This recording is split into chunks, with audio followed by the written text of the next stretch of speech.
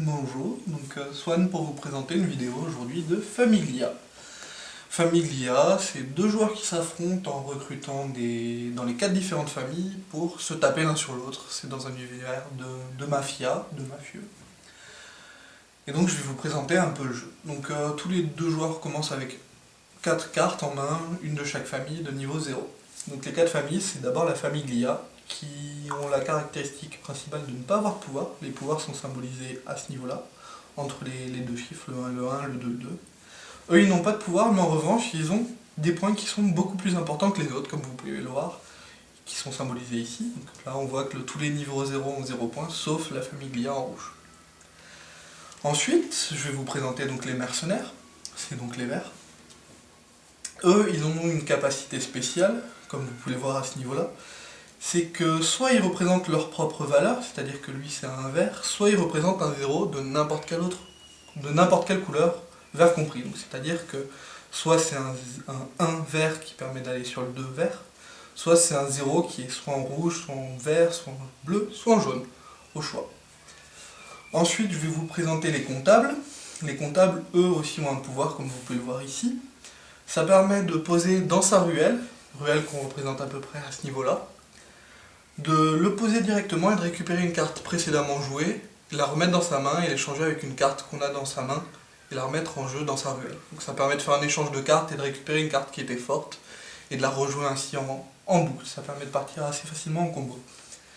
Pour finir, on a les brutes. Les brutes, eux, ont une possibilité assez forte, c'est qu'ils leur permettent de diminuer la puissance d'une carte à recruter en fonction donc, de 1, de 2, de 3 ou de 4, ce qui permet d'être assez avantageux. Par exemple, je fais du moins 4 sur lui, il ne vaut plus que 0, je peux donc le recruter assez facilement.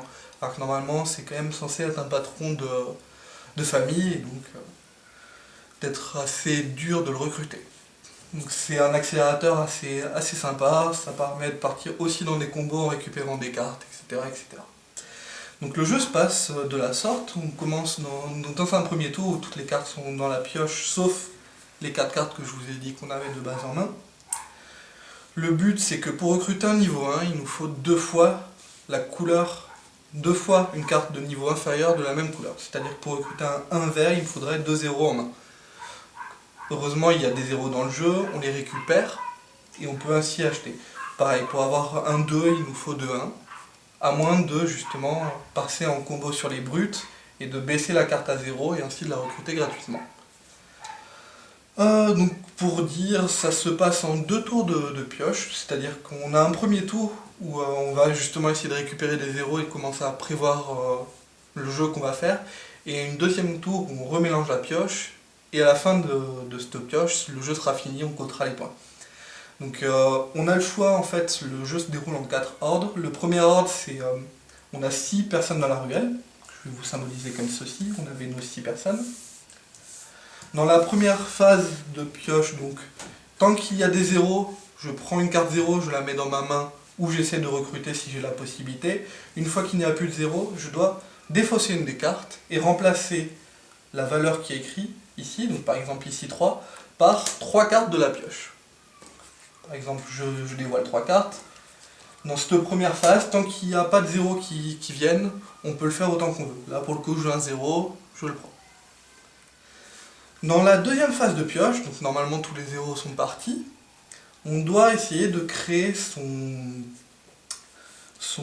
gang, en fait, pour essayer d'être plus fort par rapport aux autres.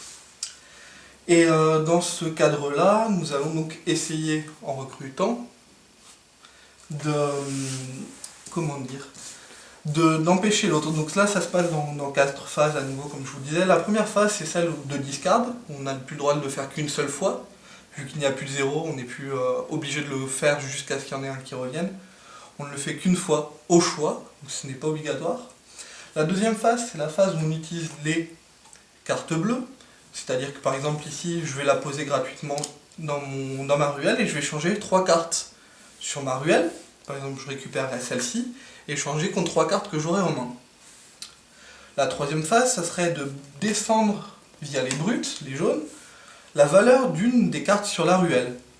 Donc je vais diminuer celle-ci par exemple, ce qui me permettra de la recruter gratuitement. Et enfin, la quatrième phase, c'est celle justement où on recrute les personnes, soit en payant les deux, par exemple. J'ai 2 zéros pour recruter un 1, où je laisse un 0 et je recrute le 1, et j'ai posé mon 0 dans ma ruelle, enfin de mon côté, soit justement en ayant baissé le coût et en permettant de le recruter gratuitement. Donc comme vous allez voir, on va vous montrer ceci dans une vidéo où on va jouer, je pense, avec Nico, vraisemblablement. Ce sera plus simple, parce que c'est pas forcément intuitif, mais c'est assez sympa, ça peut être relativement rapide, comme ça peut prendre un peu plus de temps. Je dirais que ça va de à peu près un quart d'heure à une demi-heure la partie. C'est assez sympa, c'est pas trop compliqué malgré tout.